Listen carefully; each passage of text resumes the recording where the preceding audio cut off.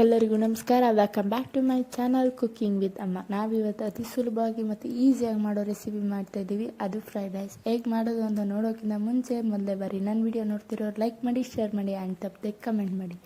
ಹೇಗೆ ಮಾಡೋದು ಅಂತ ನೋಡೋಣ.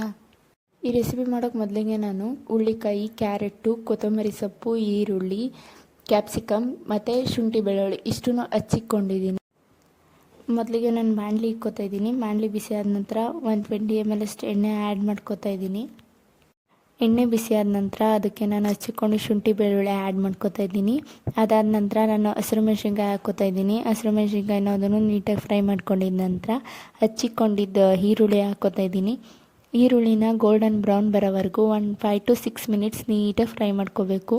ಈ ರೀತಿ ಫ್ರೈ ಮಾಡ್ಕೊಂಡಿದ್ದ ನಂತರ ಇದಕ್ಕೆ ನಾನು ಕ್ಯಾಪ್ಸಿಕಮ್ ಆ್ಯಡ್ ಮಾಡ್ಕೋತಾ ಇದ್ದೀನಿ. ಕ್ಯಾಪ್ಸಿಕಮ್ ಆ್ಯಡ್ ಮಾಡ್ಕೊಂಡಿದ್ದ ನಂತರ ಕ್ಯಾಪ್ಸಿಕಮ್ನು 1 to 5 minutes ನೀಟಾಗಿ ಫ್ರೈ ಮಾಡ್ಕೋಬೇಕು.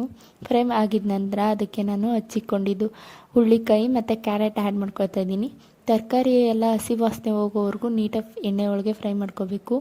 ಈ ರೀತಿ ಫ್ರೈ ಮಾಡ್ಕೊಂಡಿದ್ದ ನಂತರ ಇದಕ್ಕೆ ನಾನು ಮೊದಲಿಗೆ ಮಾಡಿಕೊಂಡಿದ್ದು ರೈಸ್ ಆ್ಯಡ್ ಮಾಡ್ಕೋತಾ ಇದ್ದೀನಿ. ಇದಕ್ಕೆ ಮೆಣಸಿನ ಪೌಡರ್ ಮತ್ತು ಸೋಯಾ ಸಾಸ್ ಮತ್ತು ಚಿಲ್ಲಿ ಸಾಸ್ ಇಷ್ಟನ್ನು ಆ್ಯಡ್ ಮಾಡ್ಕೊಂಡು ನೀಟಾಗಿ ಫ್ರೈ ಮಾಡ್ಕೋತಾ ಇದ್ದೀನಿ. ಈ ರೀತಿ ಫ್ರೈ ಮಾಡ್ಕೊಂಡಿದ್ದ ನಂತರ ರುಚಿಗೆ ತಕ್ಕಷ್ಟು ಉಪ್ಪು ಹಾಕ್ಕೊಂಡು ನೀಟಾಗಿ ಮಿಕ್ಸ್ ಮಾಡ್ಕೋತಾ ಇದ್ದೀನಿ. 1 to 4 minutes ಈ ರೀತಿ ಮಿಕ್ಸ್ ಮಾಡ್ಕೊಂಡಿದ್ದ ನಂತರ the fried rice was ready. ಈ ರೆಸಿಪಿ ಟ್ರೈ ಮಾಡಿ, ಟೇಸ್ಟ್ ಮಾಡಿ ಆ್ಯಂಡ್ ತಪ್ಪದೆ ಲೈಕ್ ಮಾಡಿ ಆ್ಯಂಡ್ ಶೇರ್ ಮಾಡಿ.